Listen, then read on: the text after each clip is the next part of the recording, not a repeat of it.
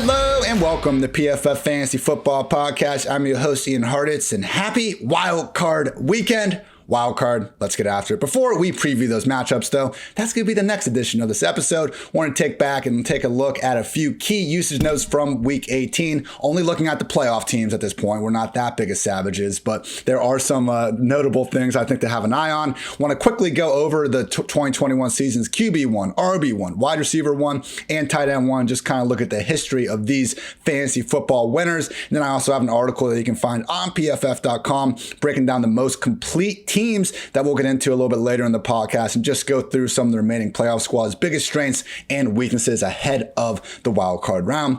Joining me today is none other than the PFF's own Dwain, the Rock McFarland. Dwain, regular season's over. Happy playoffs, man.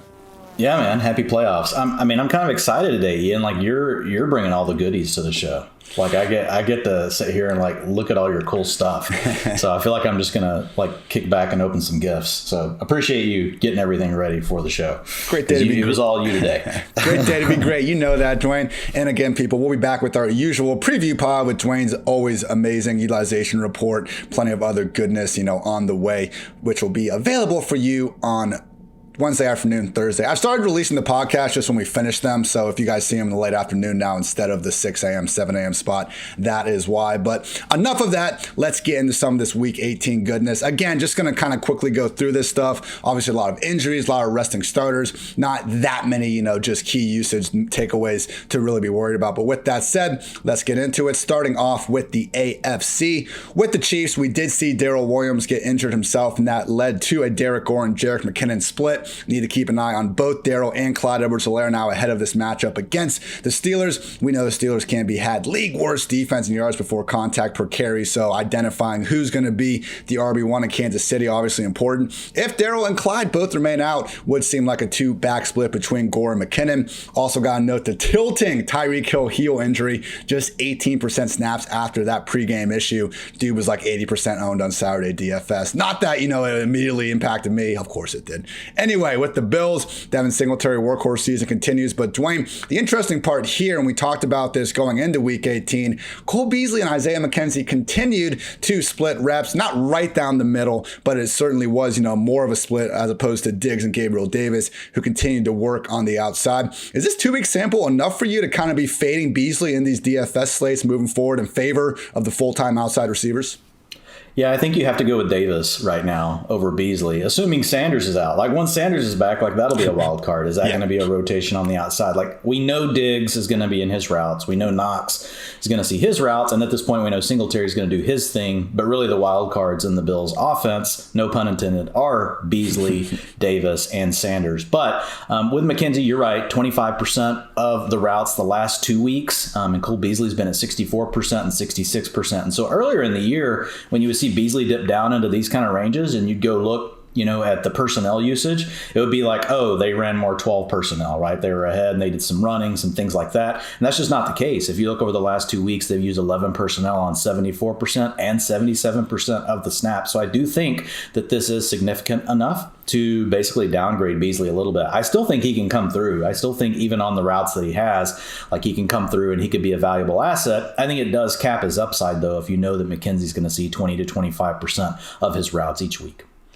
With the Bengals, again, they were resting all their starters, but that actually did include Samaje Perine, which was interesting to see. I am guessing that he's going to kind of be a nice little value at the end of these best ball drafts throughout the offseason because he really does have 3 down handcuff potential behind Joe Mixon. I just don't think he's quite as sexy of a name as like a Tony Pollard, Alexander Madison's of the world. In his absence, Chris Evans and Travion Williams went ahead and split that backfield. So Evans, I know he's flashed some receiving goodness throughout this year, but the Bengals really do treat him as their undisputed number 3 back. This is not, a two-way committee behind Mixon.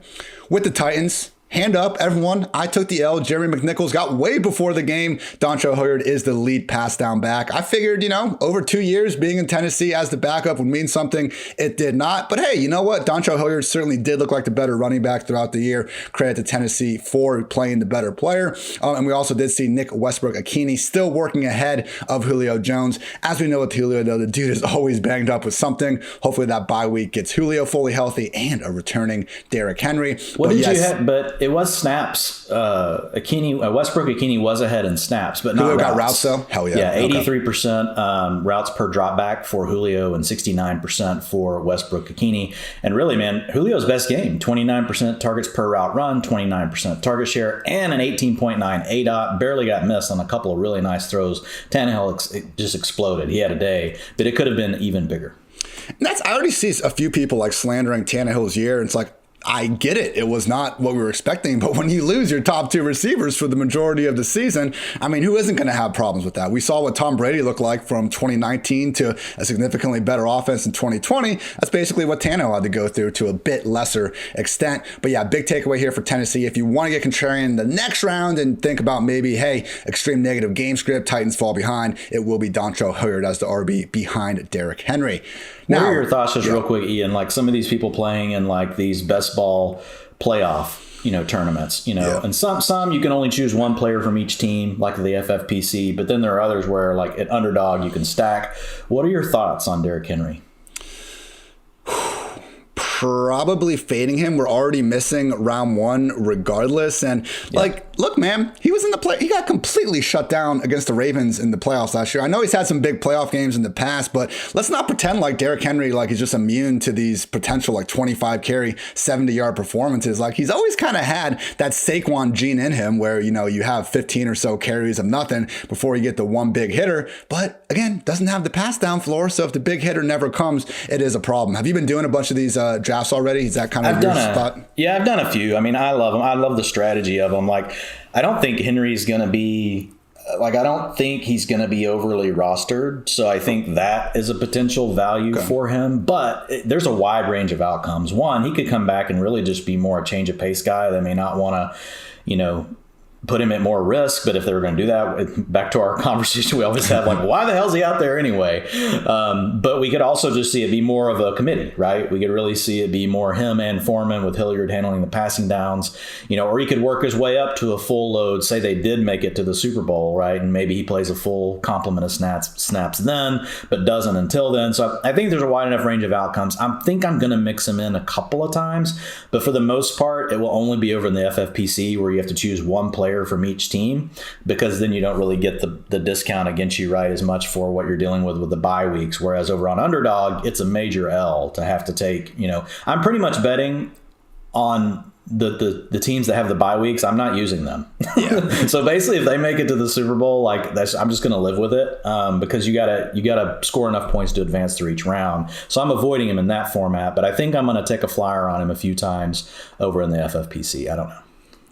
I will say, if he was in the NFC, it'd be more problematic because I think we got some better run defenses over there. But you look at the Chiefs, the Steelers, and the Bills, and even the Raiders, I think, as well. These are some run defenses that can absolutely be had by a team like the Titans that are going to continue to commit to that. More on that a bit later when we go through the most complete teams in the league. The key is really how much he ends up being rostered. If it's high, you should just be fading him. Yeah. But I just don't know where he's going to land right now. That's basically DFS strategy every single week that Derrick Henry's in there. With the Patriots. It's Damian Harris, 48% snaps, Brandon Bolden, 45%, Ramondre Stevenson, just 15%. I know people want this to change. Stevenson's great in his own right, but so is Damian Harris, PFF's highest graded rusher on the season. Dwayne, this seems like a situation where, Damian Harris, if one of these guys is going to take over the backfield and just start to be leaned on as the running back, it's going to be Damian Harris. Yeah. Well, Stevenson, just to be clear, he did leave the game with a head injury in the second quarter. But he came back in the second half, but he just wasn't used that much, after. Here's basically the way they've been using him. Damian Harris opens up the game, and he's the early down back. When the Patriots get ahead, really Stevenson has been closing things out. So I think if you think about, if we're talking these playoff strategies and stuff, how are the Patriots going to win?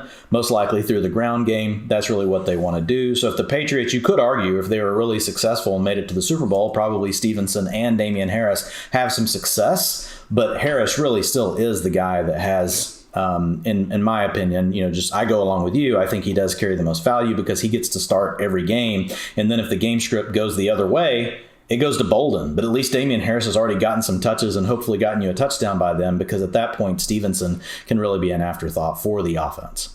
With the Raiders, Josh Jacobs continuing to largely dominate snaps, 71% of them, but Jalen Richard, who, to his credit, made a couple nice plays in that just incredibly entertaining Sunday night affair. That was insane. Yeah, he did chip in some salt. That third and 23 draw play. Yeah, so credit to Richard. The longest run for a first down this season on third down. Oh my God, that whole night, man, absolutely bonkers. And we also did continue. You almost got it, man. I was rooting for it with you. I know it was your dream of short circuiting like the whole Matrix was that game ending in a tie. So that would have been absolutely incredible. Alas, whatever. One thing, Dwayne, I can't believe people were still talking about the timeout thing 2 days later. Clock management, Twitter is the single worst part of Twitter because either it's something that everyone understands, or it's just both sides of it just being. It's like politics, man. Clock management, Twitter is like politics. People just freak out, even depending on what side you're on.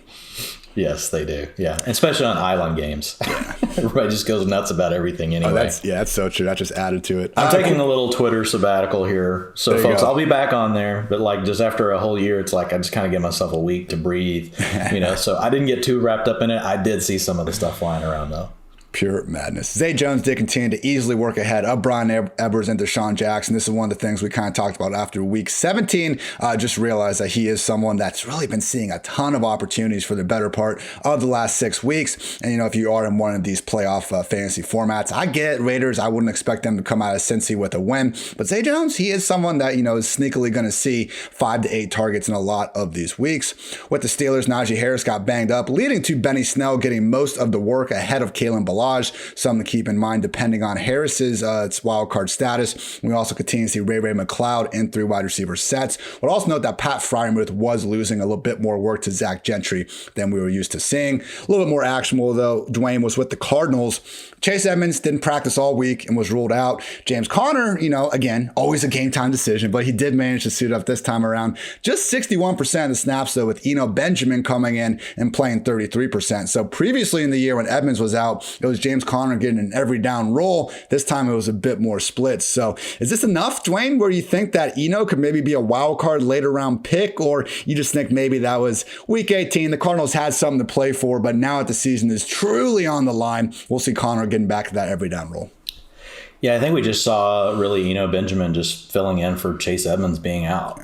So is there anything new on Edmonds? I know, it's just the rib injury. So we'll just kind of see what happens. We'll have to see tomorrow. Practice. We can talk about it more tomorrow. But right now, I'm assuming it will go back to Edmonds mainly playing the passing down role, handling about 30 to 40% of the rushing attempts. You'll have Conner handling 50 to 55%, and in the early down role. But the thing you get with these guys, look, and they've both been banged up some. Anytime the other one's out, you have an RB1, a high-end RB1. That's the basic takeaway. We'll talk more about the Cardinals and the way they're trying to attack defenses tomorrow. They're not running the ball as much, so that makes it a little bit more problematic moving forward. But if you get into a situation where it's just one of them, man, it's great. If you look at the games though where they've played together, here are James Conner snaps in the 8 games they've played together, and they've both been healthy: 49%, 39%, 38%. 42%, 48, 55, 30, 37. And then Edmonds is 58, 64, 65, 67, 61, 37, 69, 59. So those are over the first 8 weeks, because here towards the end, when we've had them even together, we haven't had them both healthy, together. So I think it won't be quite split that way. I think it'll be more along the lines of what I talked about. But at the end of the day, they're still both viable. If you're playing in these playoff contests, but really, and we don't want to say this, but really what you're rooting for is that just one of them is really active, at least for 2 of the games. Then it could really pay off. Otherwise, I think it could be frustrating because the PPR finishes in those scenarios, are typically in the low 20s.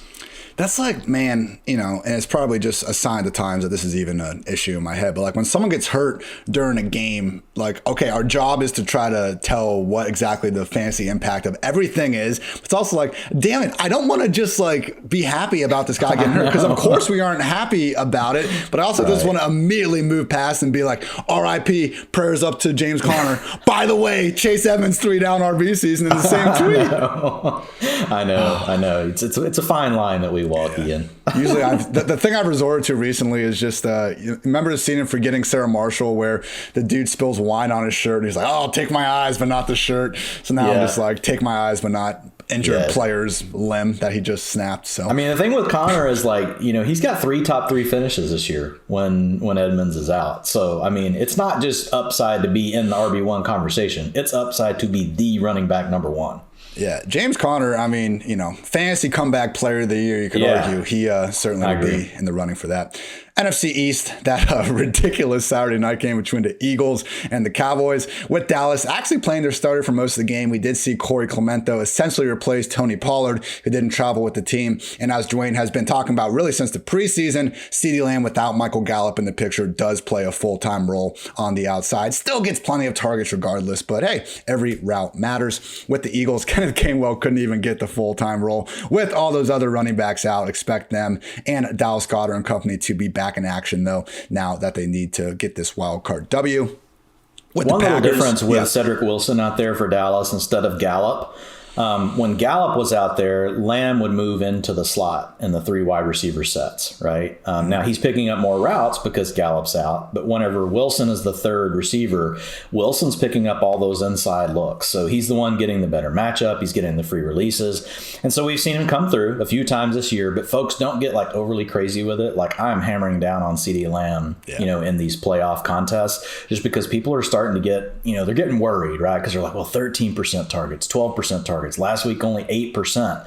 And look, we know like this people, these players go through these things, but Lamb is the guy. He's the explosive guy that you want on the team. They're all good receivers, but don't get carried away with the Cedric Wilson stuff. Could he come up with another good spot? Yeah, he could, but he's been out there for a long time this season without Gallup. And here are his finishes. Wide receiver 42, 71, 53, 16, nice, 66, 52, 16, and then wide receiver 2 this last week. So he definitely has some boom potential. We saw him had a really nice game with Cooper Rush, back in week 8 against the Vikings, as well. I think that was his wide receiver 16 finish. But at the same time, Lamb and Cooper, I would still expect to lead the way. We did also, real quick on the Cowboys, we got Blake Jarwin back. Yeah. So he's been out since October. Don't worry too much about Schultz. I think this does cut off some of the top end of his potential, but Schultz has tied in 5, 8, 9, and 3 finishes in games before Jarwin got hurt, where Jarwin was seeing similar snaps to what he saw this weekend, which was 30% of the routes.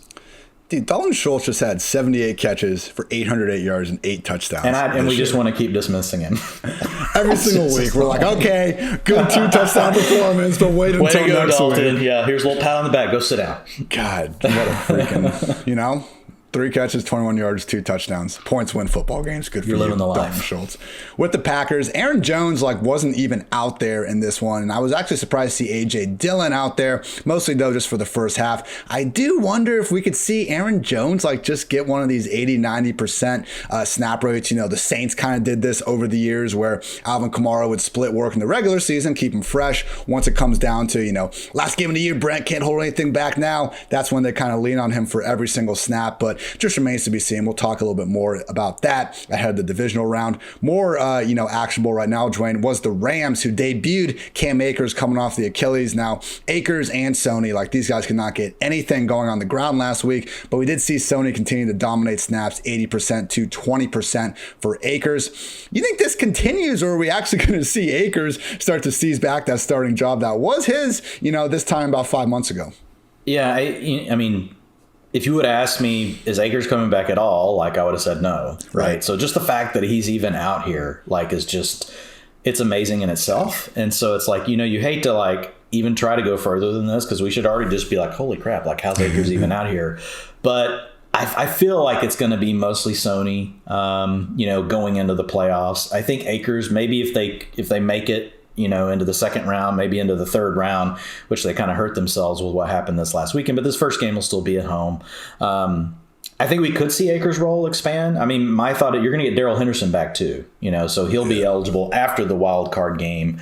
So you could have a situation where if they get to the divisional round, you could have all 3 backs available. So I do think that Sony, he's been fine, but he's not been special. I don't know what your thoughts are on Sony. To me, it's been pretty meh. He's the main thing he's done is he's stayed healthy. He's been able to be out there and be on the field, but it's not like I've been super impressed with Sony Michel. No, that's one, and that's one of the things I touched on in my most complete teams article. Where we had Henderson and Sony in their respective workhorse stretches. They gave us some nice RB1 production, but that was really heavily just tied to that volume on the year. Rams were 28th in EPA per run play, 28th in yards after contact per carry, just 19th in explosive run play rate. So again, if you get 20 touches per game, it's going to be hard to bust on that. None of these Rams running backs were particularly exceptional though with their touches throughout the year. Final two teams to quickly go over. Hey, real quick on the Rams, Ian. Van Jefferson did get back That's right. part of his routes that we saw go away last week, and we weren't for sure how much was related to maybe an injury on one of the last two drives, but he got to 79% of the routes, not at the 90% range that we saw for a long stretch here, over the last 5 or 6 weeks before week 17, but a little closer to what we were used to, around 80%. And Tyler Higbee. It's Tyler Higbee season finally. We've been waiting all damn year. He's had the routes, just hadn't had the targets. It's all been there. Tight end 6, tight end 1. Boom. Middle finger to everybody. Double birds from Tyler Higbee to all of us. Thanks, Tyler. Right when we gave up on him. I stuck with it, dude. I stuck with him till week 10, and I just had the bell. I had the bell. But yes, Ben Skowronek was back reduced to clear-cut wide receiver 4 in favor of Van. Just some A+ pronunciation from this podcast as always. With the 49ers, so Elijah Mitchell back in act, playing 53% snaps. We did see JaMychal Hasty 26% and get the pass down role, which isn't completely out of the ordinary. Jeff Wilson also involved a little bit. Would say though, Mitchell 21 carries, the rest of that group's 1 carry. So even if his snaps aren't as high as we might see across the league, he is still going to be that featured back. And man, we'll talk about the Cowboys run defense in a little bit, but this is a problematic matchup for that front seven against Mitchell and company. Finally, the last point I think we need to talk about. I've already had one of my good friends that's a 49ers fan, asked me if I want to go to the game this weekend, and I'm just no. I was I don't want to go to a super spreader event. I use that. Pulled that card. Mainly, I don't want to see the Cowboys get destroyed. People might pull that if you don't want to go out to the bar on Friday night. You're pulling that for a playoff game. I'm thinking about maybe going to Cincy. On Saturday. I would love to watch Cincinnati play in the playoffs. I'll be rooting for the Cowboys. I've just gone to too many playoff games and walked away with my tail tucked between my legs. Fair enough. All right, last usage note with the Buccaneers. So 3 wide receiver sets in the post-AB society we now live in. Tyler Johnson, Mike Evans, and Brashad Perryman with a splash of Scotty Miller and Jalen Darden. Cyril Grayson, who was really providing the most spark out of anyone, other than Mike Evans when he was healthy in this group, just 6 total snaps. So Perryman, he was coming back from the COVID list during this, but it was surprising to see, Dwayne, that Grayson didn't do enough to at least play ahead of Scotty Miller. Grayson injured his hamstring in the first quarter, and that explains why. So that's why I like to go over these things before committing to it too much. So we will see how Grayson recovers from the injury. In the absence of Rojo, though, we did see Keyshawn Vaughn and Le'Veon Bell split the backfield. So we'll see Rojo, Fournette, even Gio, I think, has a chance to come back here for the playoffs. Just remains to be seen what exactly goes on in Tampa. And yes, any final notes on the Buccaneers, Dwayne? I think that's about it. No, you hit the main ones. Vaughn's not going to really be a factor once we have the other guys back. But the biggest thing, right, is we should be getting Leonard Fournette season again here soon. Who thought at the beginning of this year that we would just be clamoring for Leonard Fournette season to restart? The return of Lenny. All right, everyone. Again, those are just playoffs. Those are some high-level takeaways from that Week 18 usage. Dwayne, like the warrior he is still pumping out the utilization report throughout the playoffs, and he's even adding some cool new features to that. So if you want more info on everything utilization, make sure you check out Dwayne's always excellent utilization report on PFF.com.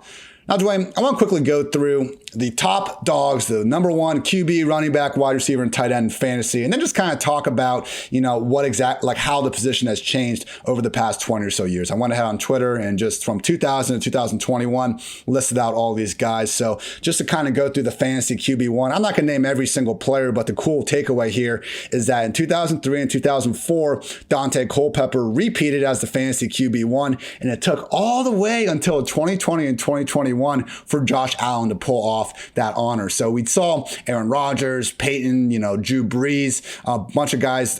Tom Brady actually only had one finish, but there were other quarterbacks that had multiple years as the overall QB1. But again, it took, nearly a decade, or nearly 2 decades, I should say, for someone to actually repeat. And Dwayne, what was so surprising, man? Like 2020, Josh Allen was a complete world beater in fantasy and real life, but we saw the lows that Josh had this year, and the guy's still the fantasy QB1. Going into next season, man, it's going to be awfully difficult to not rank him as a top dog. And at a minimum, the guy needs to be jammed in your top 3. Yeah. Here's what I think. Every offensive coordinator needs to get together and they need to powwow all summer because they got to crack this too high shit. Like, I'm over it. Like, I am over these freaking 225-yard passing games, and you get 3 touchdowns from Mahomes. You're like, wow, Mahomes lit it up today. I'm like, I'm a 400-yard, 4-touchdown Pat Mahomes. Like, come on, let's go back to those days.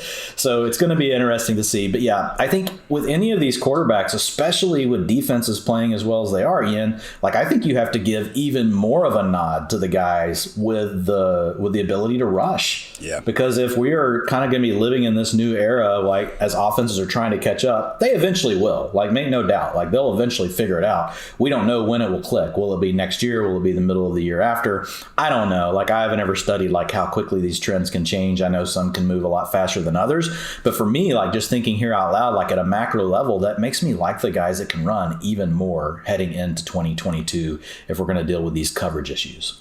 And it is worth noting that, some of these more recent big performers we've seen didn't exactly cost the highest draft capital when it happened. Patrick Mahomes in 2018, one of the best seasons we've ever seen a quarterback put up. He was the QB 16 in August ADP. Lamar Jackson the following year was even the QB 14. Last year, Herbert, Jalen Hurts, Joe Burrow, these were all top 8 quarterbacks. Even Aaron Rodgers last year. Nobody wanted. Herbert was QB 8, Hurts QB 12, and Burrow QB 13. So I do think that, even though Allen will be ranked that high, probably still leaning more towards late round quarterback season, Dwayne. Yeah. I'm not against taking, if one of the big guys falls in around 5 or 6, you're really happy with, the guy you got. Way too early in. Let's push him down to 8 or 9, then we'll take him.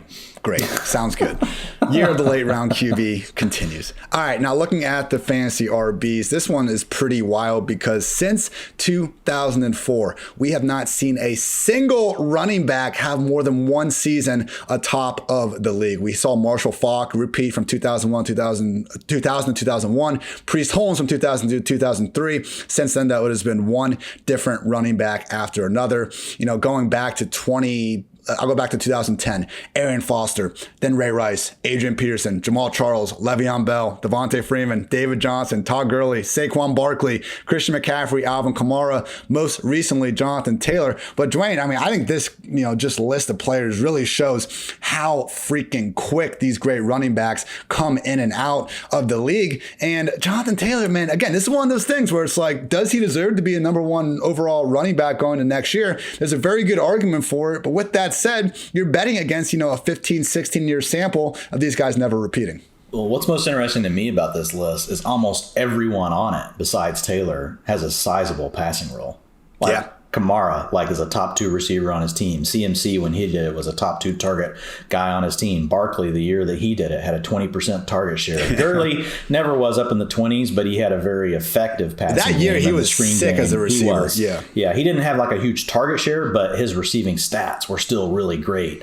So and all these guys, you'd have to go back to Adrian Peterson in 2012. Yeah, so it's pretty rare to be able to do this, without having, a big role in the passing game. Now, we saw Taylor's role expand in the passing game, but not on the level that we're talking about, with these other players. The other one that I would go back to is Sean Alexander. He didn't have a huge passing role, but oh man, that Tiki year. Dude, I remember we invited a new player to our fantasy league that year, and he drafted Culpepper and Tiki, I want to say, were his first 2 picks. Oh my God. So, yeah. Anyway, yeah. I just remember with Tiki Barber, he always had that fumble problem. And then 7 or 8 years into the league, he's like, oh yeah, this one coach said I should hold the ball high and tight. And then he just immediately stops fumbling. How the hell? Yeah, Jason Garrett's little brother, John Garrett. God, I used to hate it when he was on Hard Knocks and he would just be railing on Martellus Bennett. High and tight, Martellus, high and tight. It sounded like a 1950s reporter guy. Martellus Bennett how to carry a football. It was just a complete joke. Oh my goodness. Sorry. Real quick before we keep going, people, I just want to let you know, we got some playoff football coming up. Might want to make some money on the old old gambling streets, you can do so through the DraftKings Sportsbook app. You can use promo code PFF. Bet just $5 on any football team and win $200 in free bets if they're victorious. That's promo code PFF this week at DraftKings Sportsbook. Just know you must be 21 or older. New Jersey, Indiana, and Pennsylvania. Only new customers only. Minimum $5 deposit, $1 wager. One per customer. Restrictions apply. See DraftKings.com/sportsbook for details. Gambling problem? Call 1-800-GAMBLER.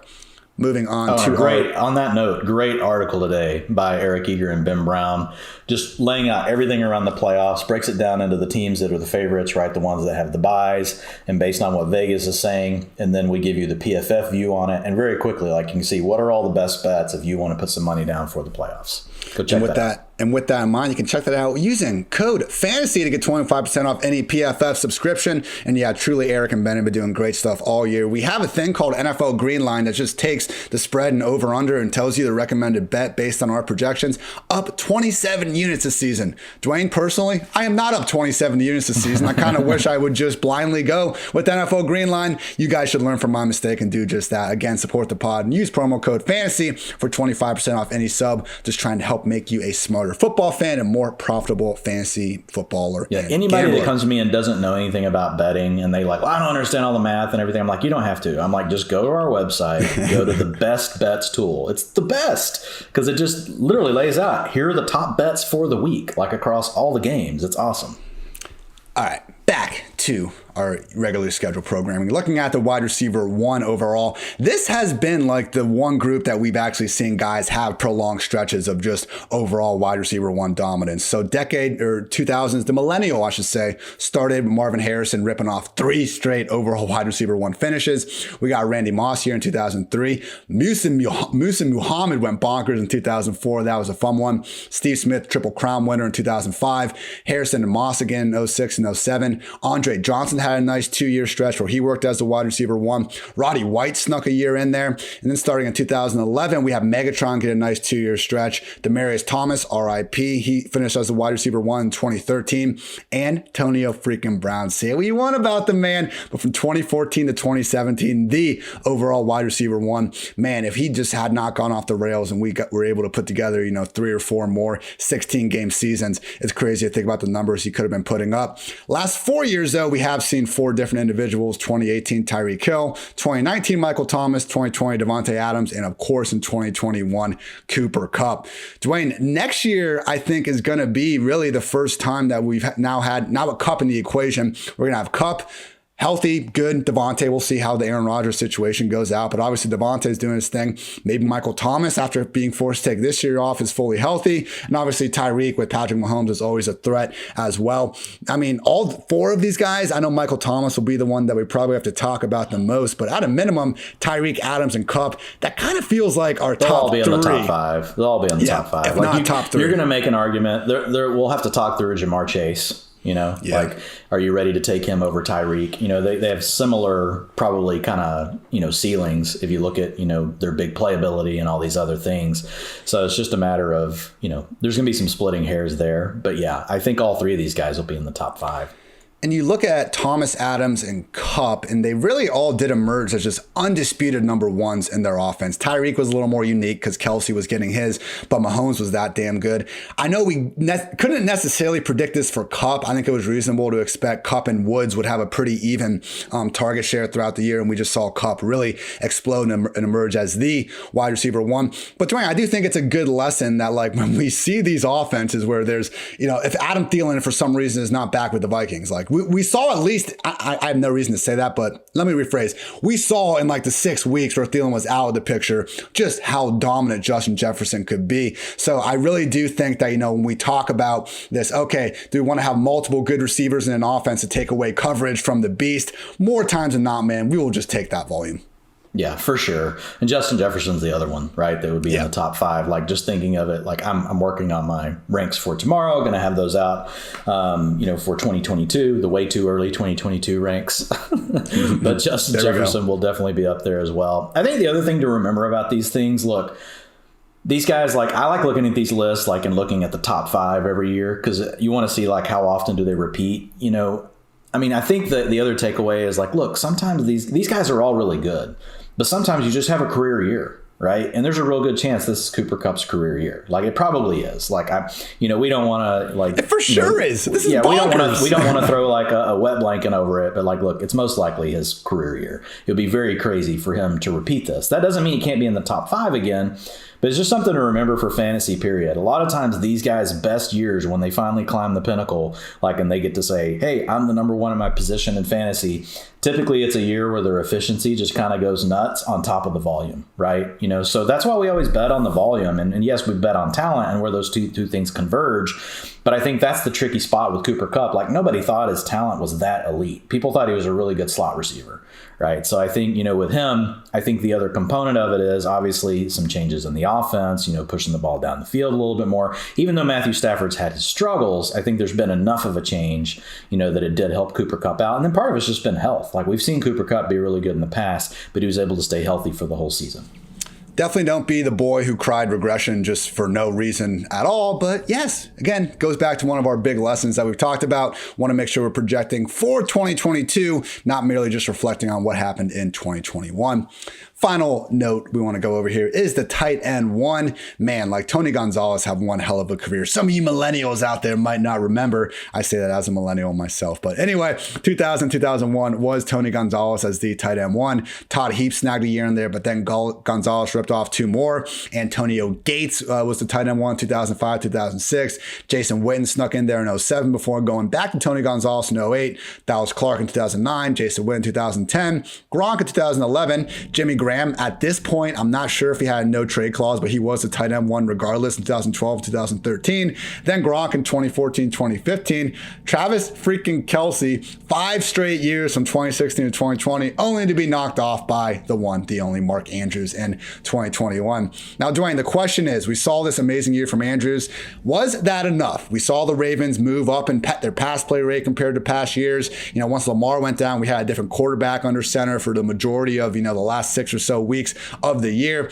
Is 2021's performance enough for you to go all in on Mark Andrews next year as the tight end one? Or do you still think he's someone that, yeah, he's in that top tier, but we're probably still going to rank him behind the Kelce's, Kittles, Wallers of the world? It's good, man. I haven't dug super deep into it, but the way I'm looking at that top group is a tier, right? Less than just having to have a flag plan on this is the guy. I like all of them. The thing I do, I get concerned, a little bit with Andrews because we could easily see regression for the Ravens. It's not like they won a lot of games, this year going with this all-out passing offense. They were really more forced to run the passing offense, right? You had a lot of injuries on defense. You had a lot of your DBs hurt. All of your running backs were hurt. I mean, you came into the year like, yeah, we got J.K. Dobbins, we got Gus Edwards, like, we got all these guys, and then all of a sudden you don't have anyone, right? So I think injuries played a big factor in the way that the Ravens played offense this year. I do think they were planning on throwing the ball more than what we had seen from them in the past. And I think you see that with their draft picks, right? They had invested a decent pick in Andrews. They invested a first rounder in Marquise Brown. They invested a first rounder in Rashad Bateman. So I think obviously they wanted the ability to flex their offense in different ways. Like, so if they felt like the matchup meant they want to throw more, or if they got behind, they needed to throw more. But I don't think it meant, hey, we're just going to abandon the run game. So I think next year we're going to see a little bit more of a balanced Ravens offense. I think that could be enough that it does hurt Mark Andrews a little bit, because the only thing that Andrews really missed, like, he's always had the efficiency. We've just never had him in a high enough, route percentage and on a team running enough passing plays to really sustain, him being in the top 3. And we really got that this year.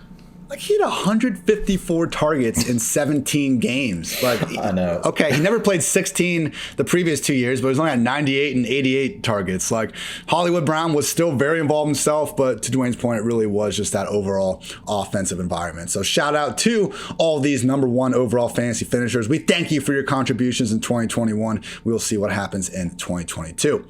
All right, everyone, before we get out of here, I do want to talk about my article I wrote. You can find it on PFF.com, the most complete playoff teams. I have a very long disclaimer in the intro because I got absolutely ripped alive on Twitter with this last year. Because, look, the goal of this is I took, 4 different stats for the passing offense, the rushing offense, offensive line, receivers, pass defense, run defense, havoc, tackling. I took 4 different stats, took the average ranks, and then went through each and every one of these, but I weighted them all the same. I fully understand that that quarterback is the most valuable, most important position in the offense, but we always just spend all the time talking about the quarterback. And I'm not saying that's wrong, but let's do something different. There's how many players on every single team?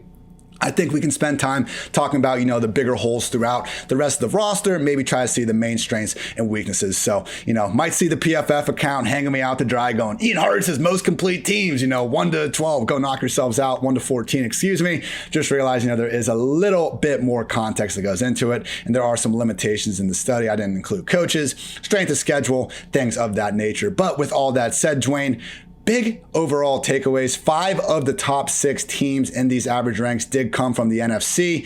In order, 49ers number 1, the Patriots number 2, Packers, Buccaneers, Rams, Cowboys, Bills, Eagles, Bengals, Raiders, Cardinals, Titans, Chiefs, and Steelers. So again, this is based on kind of the full kind of big picture of everyone. But Dwayne, at least for me, it was interesting to see at the top, the 49ers and Patriots. Okay, we know Jimmy G and Mac Jones, we're not afraid of them. But once you move past the quarterback, which again is incredibly important, it's hard to find a hole in either of these teams. Yeah, man, they both look good. And looking at this sheet, it makes me even that much more afraid for the Cowboys this weekend, looking at the 49ers, because when you look at the way the 49ers want to win, they want to establish the run. They want to get Elijah Mitchell going. They want to get Deebo Samuel going, and they want to use play action. And that's the way you can beat the Cowboys. They are not built. They don't have the personnel to really stop the run, especially, in between the tackles all day long. They want to get a lead, then they want to rush the passer. So it's going to be really important for the Cowboys this coming weekend to get ahead of the 49ers. Otherwise, man, it could be a really long day at Jerry World. I had that same kind of realization going through this. And, I've done this for 3 years. It's not like the number 1, number 2 teams have just gone on to dominate the playoffs, but it does seem like this 49ers offense in particular could cause a lot of problems for that Cowboys defense. Number 3, most complete team is the Green Bay Packers. And man, even going through this, their main offensive deficiency is the offensive line. They're getting David Bakhtiari back. That's freaking huge, all-world left tackle. And then also on defense, the run D isn't great, but they're getting Zadarius Smith back and getting Jair Alexander back could probably help them, just devote more resources to the front 7 if they feel the need to do so. So I'm really excited to probably see that Green Bay Tampa Bay rematch at some point or another in Lambeau in the NFC. With the Buccaneers, though, man, I think this is where it could get a little bit interesting. If they can't get Levante David back from IR, only the Lions posted the worst rate of missed tackles than the Buccaneers this season. So, Dwayne, at full strength, man, I picked Tampa Bay as my NFC representative before the season started, but you start taking away these receivers. You maybe don't have Levante David. I don't think this 2022 version of the Buccaneers on paper is quite the same juggernaut as the team we saw last year go ahead and win the Lombardi. Right. I mean, the key is you've got Brady, Yeah. There's always that. But it makes for an interesting, situation this weekend, right? When you've got, the Eagles going to play the Bucs. And if you look at, the Bucs, according, to the data you've got here, really the tackling, where they rank 29th, and if you look over here at the Eagles and you look at their run game, which is 5th overall, offensive line is 3rd overall, that could make for an interesting matchup. Maybe the Eagles could make this game. It's the same thing that we're going to see with the Cowboys. The Buccaneers, they need to get ahead of the Eagles early. They need to take them out of their game plan, make it something where they're going to have to throw the ball more than they want to, because these teams, the Eagles, the Titans, the 49ers, the Patriots, they're stubborn. They will stick with the run even when losing. So you can't just get ahead by 7. You got to get up by 2 scores. It's got to be in the 3rd quarter. Then you can probably unleash the pass rush, and you put yourself in a good situation. But it is very interesting looking at these 2 matchups, because that's potentially a strength on a weakness for the Eagles versus the Bucs.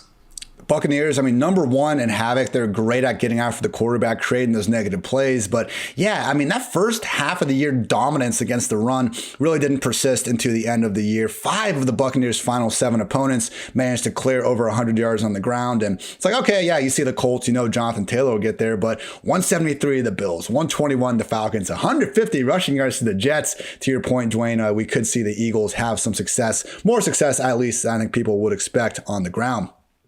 with the Rams, kind of mentioned this earlier, but yeah, that run game has kind of been their kryptonite on offense. Only the Dolphins, Falcons, Texans, and Raiders have averaged a lower EPA per run play on the year. Defense, they have been pretty damn good overall. I would just note that, Jalen Ramsey, as great as he is, can't cover everyone back there. They have been a more average, I think, pass defense than a lot of people might realize. With the Cowboys, yes, I mean, just the glaring red hole on this handy dandy chart I have is that run defense. You look at Parsons, Gregory, and Lawrence, every single player in the league, like these are top 25 ranked pass rushers, so they can get after the quarterback, and just with their ability to get that pressure that allows Trayvon Diggs and company to sit on routes, not worry so much about it going deep. But it's that run, man. And to your point about the Eagles, like the 49ers are another team where if they're able to have success on the ground, they're not going to get away from it. With the Cowboys, 30th in yards before contact allowed per carry, 27th in EPA allowed per run play.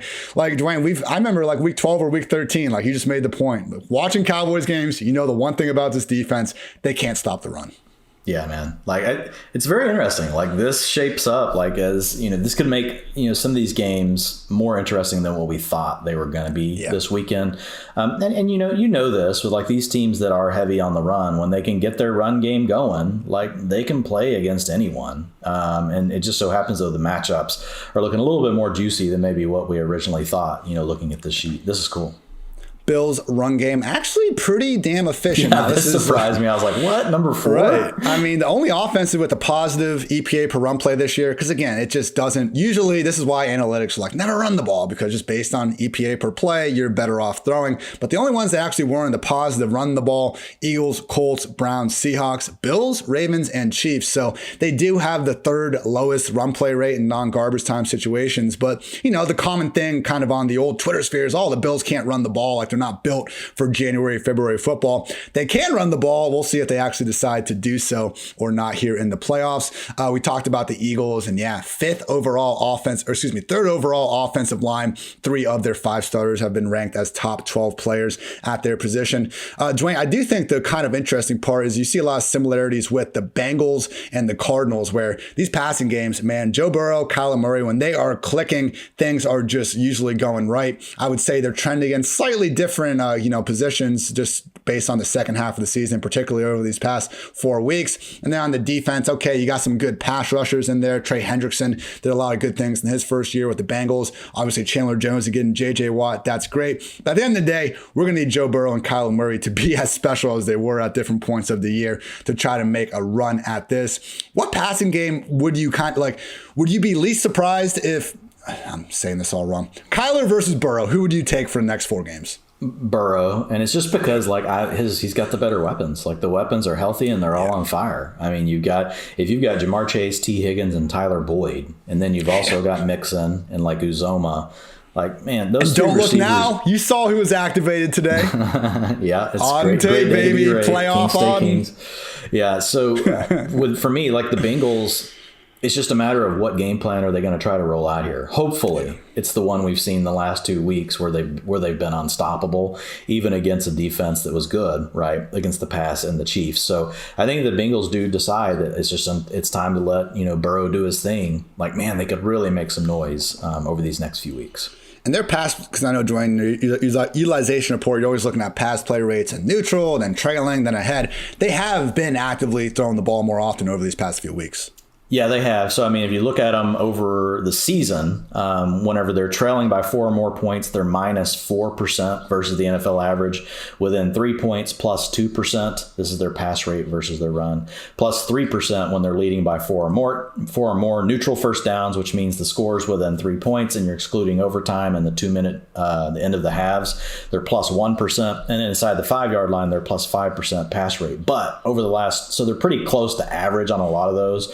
But over the last 12 weeks, whenever they're leading by 4 or more points, they're plus 9% versus only plus 3% on the season. So they're starting to drop back and throw the ball a little bit more. Not probably quite as much as what we want, but if you were to isolate it down to the last 2 games, which I didn't do in the utilization report, I basically did that last week in last week's version of it. But yeah, they've really thrown the ball way more over the last 2 games. So that's what we're hoping that we see, is just basically a leaning to the pass offense no matter what the game script is.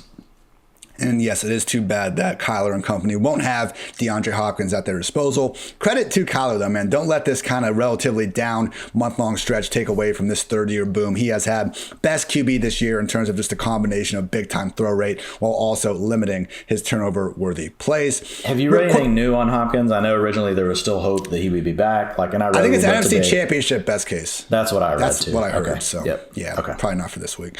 And then quickly with the Raiders, because you look at their season-long stats, particularly in the passing game, and you see that they're pretty good. 10th overall pass offense in the metrics I looked at, and the receivers, coming in at 6. You can talk about chicken and the egg thing with the receivers versus the QB sometimes. Just realize, the second half version in the post-Ruggs era has been really brutal. Derek Carr in weeks 1 through 7, 90.2 PFF passing grade, since 63.7. His yards per attempt have gone from 8.5 to just 7. Big time throw rate cut in half. His average target depth down from 9.2 to 7.8. So got that win last week, but man, we just still haven't seen the best version of this Raiders passing attack, really, other than that random Thanksgiving win against the Cowboys, dating back to when Ruggs was out there stretching the field. Final few notes. These bottom 3 teams, man, Titans, Chiefs, and Steelers, I wouldn't be mad at anyone if they wanted to call the Titans and the Chiefs, the 2 favorites in the AFC. I think the Bills, certainly probably deserve to have their name towards the top of that list too. But with the Titans in particular, we were kind of talking earlier about what to make of Derrick Henry moving forward. He does give them a chance of being great and just being a mismatch problem. I think it's the same way a lot of people viewed the Colts back when we thought they were going to actually make the playoffs and not lose to the freaking Jaguars in Week 18. But with Derrick Henry this year, the Titans were 8th in overall EPA per play, 15th when passing, and 2nd in rushing. Without, they dropped to 19th overall, 17th in passing, and 25th in rushing. So, Dwayne, Deontay Foreman did a nice Derrick Henry impression for us there. At the same time, if we can get King Henry back and AJB and Julio, other than the Packers, man, I'd say the Titans are the other team getting healthy at the exact right time. Yeah, Foreman over the last 2 games, 62% of the rushing attempts in both games. So, honestly, if we just knew it was going to be Foreman and Henry wasn't going to be back, Foreman would be probably my favorite piece to choose from the Titans, just because we know that they want to run the ball. And if they're being successful, they're probably running the ball a lot. And A.J. Brown is obviously always on the table. But just thinking about, how do the Titans want to play in order to continue to advance forward in the playoffs? And if you look at, we talked about the Bengals splits, listen to these. Since week 12, trailing by 4 or more points, they're minus 20% in the pass rate. So that means they run the ball 20% more than the NFL average. Within 3 points, minus 9%, and when leading by 4 or more, minus 2%. So basically, the Titans just want to run the ball. That's all they want to do. If they could get away with it, they will. And that's why you got A.J. Brown coming out and telling us he doesn't care about our fantasy teams. He just wants to win football games, and he knows the way his coach wants to do it is running the football. Good for you, AJB. Looking at the Chiefs, we know what they're capable of, but we all saw what they look like for half the year. That's why their numbers kind of come in the way they do. But the one part that really stands out, only the Cowboys in my collection of offensive line metrics actually had a better group up front. Chiefs, 4th in PFF run blocking grade, 6th in pass blocking grade, 3rd in yards before contact per carry, and 6th in pressure rate allowed. So great stuff from that retooled offensive line that, was really the source of a lot of talk going into the year. And we did see the Chiefs, created a lot of havoc, and to their credit, improved really once they brought Melvin Ingram into the fold. You got Chris Jones, PFF 6th highest grade interior defender. Once he was able to return to his more natural position, I do think that helped a ton. So early on this year, we could not say enough bad things about this Chiefs defense. And now, they gave up more than 30 points in 5 of their first 8 games. Only once have they allowed that total from week 9 on after adding Ingram. Dwayne, final note here. This Steelers team, my God. Every single category, they are below average. The offensive line is the quote unquote positive, but that's only because their pressure rate's so low, which is because Ben Roethlisberger refuses to hold on to the ball. We've joked about the 4th down plays all year, but now on the season, 62% of his passes were short of the sticks. Jared Goff was the 2nd worst, and that was at 58%. So just looking at this matchup against the Chiefs, man, you better hope these wide receivers just have themselves a day, because for the life of me, man, I cannot find any anything good about this offense. And then even on the defensive side of things, man, like TJ Watt, incredible year. I would probably still give defensive MVP to Aaron Donald, but I'm not going to disagree with you if you want to give it to TJ Watt. But just realize, even with one of the best pass rushing years we've ever seen, this was the 20th ranked defense in pressure rate. They were 20th in havoc, league worst in yards before contact allowed per carry. So, Dwayne, this is one of these games where I just can't in my mind come up with a single scenario how the Steelers even keep this one close against Kansas City, unless, I don't know, Deontay and Claypool go bonkers. That's all I got, man. Yeah, man. And the problem is, over the last 4 games, you've got Ben averaging 169 yards passing. So it's not like he's really, these receivers have been there. Now Claypool's getting to play more. He's kind of out of the doghouse now, but still. And when you look at Ben, entering the playoffs, he has the worst PFF passing grade of 55.2. That's just, it's 4th worst in the league. It's the worst in the playoffs by far.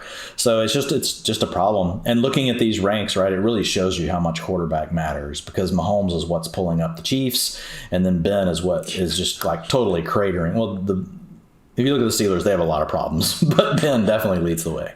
Dude, any stat, and this is why when I get annoyed at people just hating on PFF grades, okay, we're not asking you to make this one grade your entire evaluation of a player, but PFF passing grade, he's 40th among 44 quarterbacks. QB rating, 28th. Yards per attempt, 37th. Adjusted completion rate, 32nd. Big time throw rate, 28th. Turnover worthy play rate, 38th. The dude's been inaccurate, not having an ability to make elite throws, and he's had a bad habit of turning over the ball. Other than that, though, Dwayne, solid final season for Big Ben. Again, people, that's my most complete teams article. You can find it on PFF.com. Just trying to look at a little bit more than just the ever-important quarterback position. So check that out if you feel like it. And also check out our fine sponsors over at Manscaped.com, where you can use code PFF for 20% off and free shipping. Set your first New Year's resolution with good intentions and join the 4 million men worldwide who trust Manscaped with our exclusive offer. Again, that's Manscaped.com with code PFF for 20% off and free shipping. That's 20% off with free shipping at Manscaped.com. Use code PFF. It's new year, no pubes in 2022 with Manscaped. Also invite you all to submit questions to Western and Southern and become eligible to win a catering up to $2,500 for the big game on February 13, 2022. You can submit your questions at westernsouthern.com/askchris. One more time, that was westernsouthern.com/askchris. You can hear those answers on the Chris Collinsworth podcast and Western and Southern's Instagram every single week. If you're watching on YouTube, check out the link in the description below. And remember, with Western and Southern, you can rest assured on game day. Dwayne, we'll be back tomorrow previewing all the games. We're going to have a cool little DFS player prop combination episode along the way on Thursday. Friday, we'll be back hitting on the injuries. So still got 4 podcasts planned for this week. Great day to be great. Anything else you want to get off your chest? No, man, just excited for the playoffs. I'll have utilization report hit today, and then you will have my 2022 ranks come out on Thursday, and then on Friday you will get all of my rankings and tiers for the weeks, as well as my smash plays, all that kind of good stuff. The man is always grinding. As always, you can follow Dwain on Twitter at Dwain McFarland. And Dwayne, the people said it couldn't be done. They said that we couldn't do a podcast in under an hour, and we managed to accomplish just that. So for Dwayne, I'm Ian. Thank you as always for tuning in. Until next time, take care, everybody.